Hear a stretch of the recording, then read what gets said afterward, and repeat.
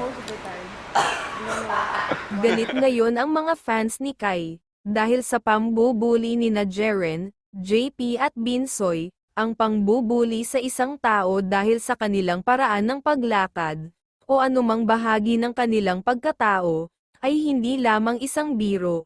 Ito ay pangbubuli, malinaw at simple. Tinatawanan nilang tatlo si Kai, kung paano ito tumayo at lumakad. Maraming na-disappoint sa tatlo, dahil paulit-ulit nila ito ginagawa kay Kai. May ilang fans ang ayaw na ilagay sa Big Four.